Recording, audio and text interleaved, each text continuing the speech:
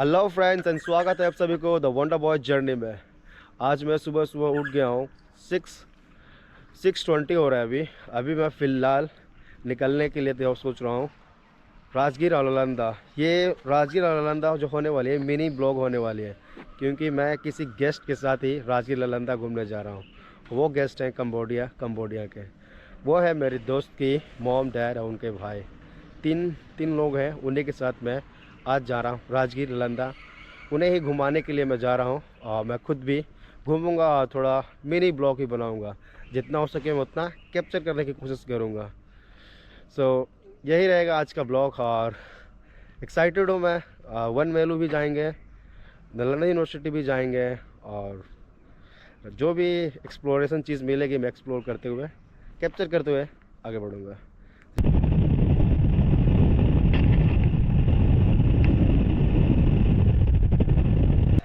चलते चलते मैं और मेरे ग्रुप के लोग आप पहुँचे हैं राजगीर के रास्ते में। एक बहुत बड़ा विशाल स्टैचू बुद्ध का यहाँ पर देखने के लिए मिला है, तो अभी हम लोग यहीं पे थोड़ा रुक रहे हैं। और ये बुद्ध का स्टैचू है जो काफ़ी बड़ा भव्य, देखने में बहुत सुंदर ही लग रहा है, इसलिए हम लोग आए हैं विजिट करने के लिए।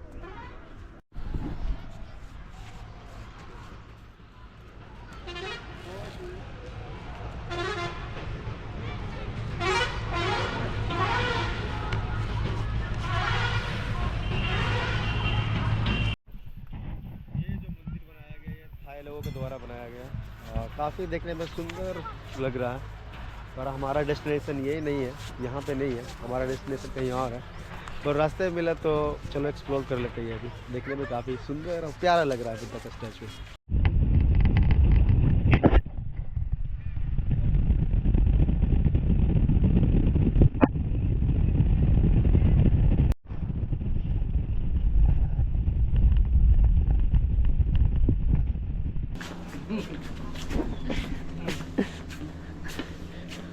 मामा पापा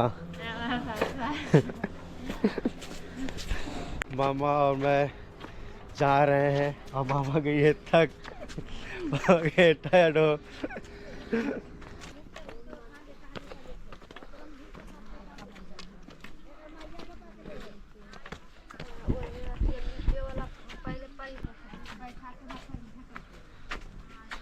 चलते चलते हालत हो गया है मामा पापा का, हालत खराब उन लोगों का।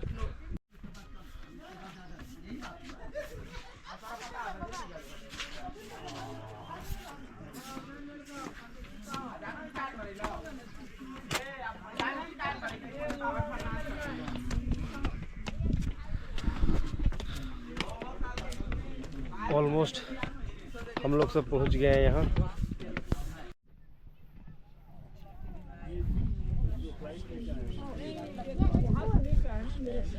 भैया ले जाइए उनका ये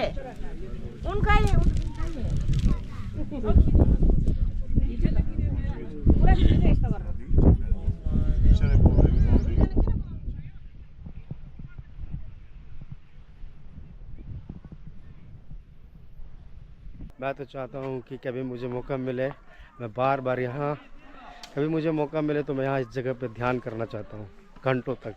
ये अलग ही अनुभव है, अलग ही होगा एक्सपीरियंस। पहाड़ों के ऊपर में आप ध्यान कर रहे हैं, एकदम पीस, शांति अनुभव।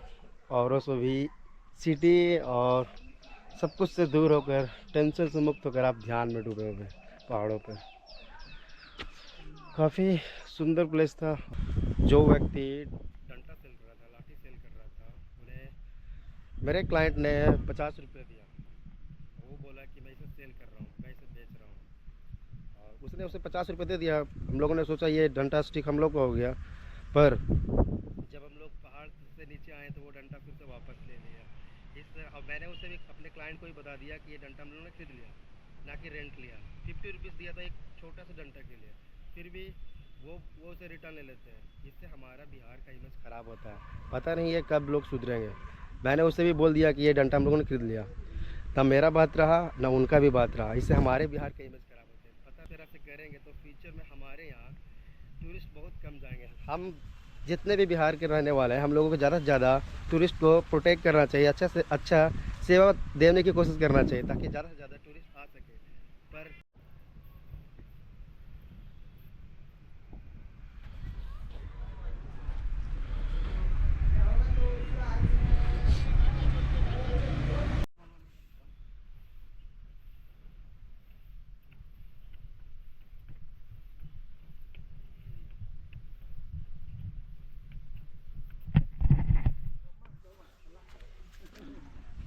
अभी मैं आ चुका हूँ सोन भंडार।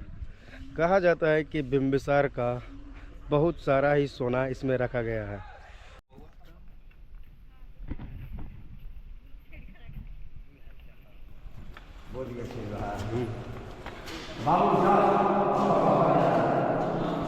Come inside.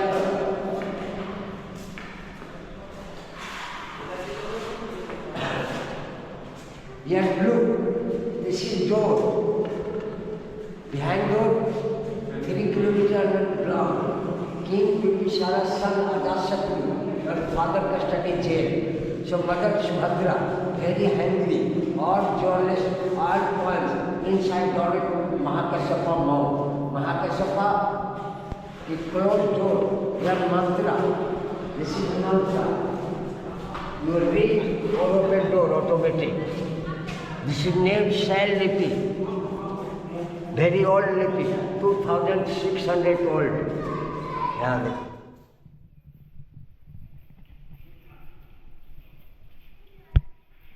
तो ये था सोन भंडार का रहस्य। और यहाँ से निकलते हैं और चलते हैं नालंदा यूनिवर्सिटी। देन उसके बाद हम लोग जाएंगे वन वैल्यू। वन वैल्यू अभी तक खुला नहीं है, इसलिए अभी सोच रहे हैं कि चलो नालंदा यूनिवर्सिटी चल जाते हैं, उसके बाद ही वन वैल्यू जाएंगे। 1000 आप उनको बोलिएगा, अलग रखेगा, दे देगा उसको निकाल के। अभी मैं फ़िलहाल आ चुका हूँ नालंदा यूनिवर्सिटी। अगर आप नालंदा यूनिवर्सिटी में आते हैं तो आपको टिकट कटाना पड़ेगा, और इंडियन सिटीजन टिकट कटाते हैं तो आपको पड़ेगा 40 रुपया। अगर आप कहीं विदेश के रहने वाले हैं तो आपको पड़ेगा 600 रुपया। 600 रुपये पर पर्सन पड़ेगा टिकट प्राइस।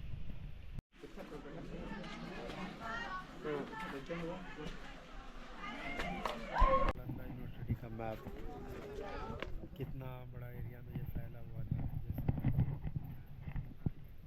नालंदा विश्वविद्यालय भारत का पहला विद्यालय था हमारे भारत में। काफ़ी अनोखे गुरु यहाँ पे रहते थे। नागार्जुना के समय ये काफ़ी पीक में था, और ग्रेट मास्टर भी यहाँ पे पाली स्टडी करते थे।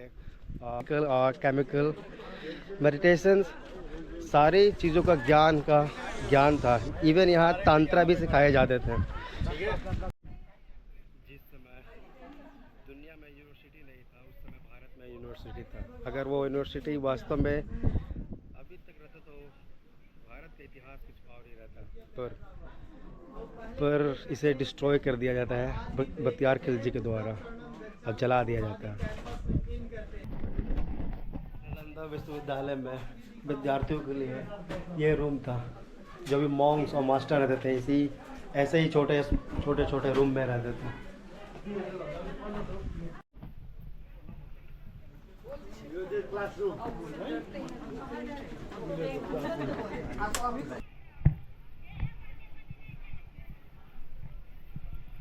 ये जो आसना है बैठने के लिए, ऐसे ही जो ग्रेट मास्टर थे, जो सीनियर थे, जो टीचर थे, वो यहाँ पे ही बैठते थे।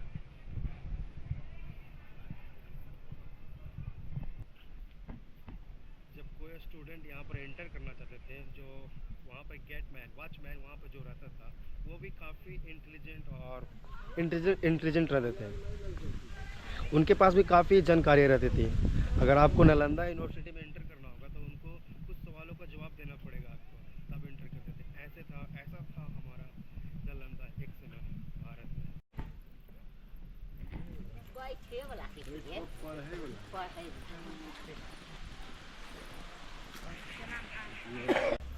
नालंदा विश्वविद्यालय दुनिया का पहला विद्यालय। काश यह विद्यालय अभी भी रहता तो कहाँ रहता भारत।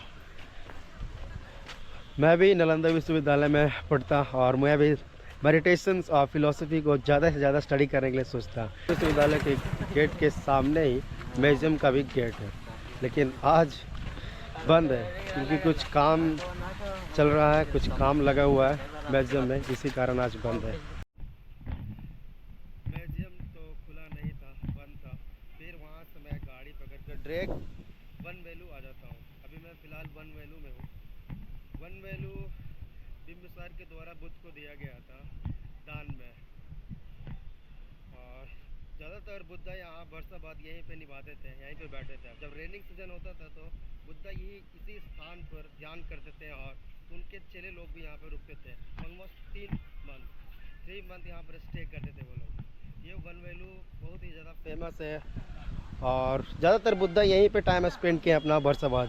इसी जो हवा चल रही है उसे फील करें, पूरा का पूरा यहाँ पे बम्बू ट्री है।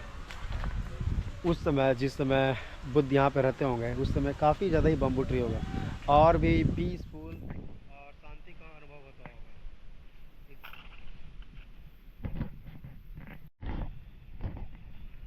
ये जो जगह है जहाँ पे बुद्धा हर समय स्नान कर देते हैं और स्नान कर कर फिर रेडी होकर वो ध्यान के लिए और स्टूडेंट को टीचिंग देने के लिए जाते थे। हर वर्षाबाद वो ज़्यादातर यहीं पे ही बिताते थे। तो ये इसी तालाब पे वो तालाब के पानी से नहाते थे और नहाने के तैयार होने के बाद स्टूडेंट लोगों को शिक्षा देने चले जाते थे। वन वैल्यू भी ऑलमोस्ट हम लोगों ने घूमा और राजगीर नालंदा भी घूम लिया। मैंने उतना अच्छा सा वीडियो नहीं बनाया क्योंकि मैं बिजी था अपने क्लाइंट को घुमाने में, और जो क्लाइंट है वो कोई दूर का नहीं, वो अपना ही है। इसलिए फ़िलहाल के ये ब्लॉग यहीं पर समाप्त होता है। If you like my video please like, share and subscribe. Take your self, see you once again. It's me Wonder Boy Journey. Bye.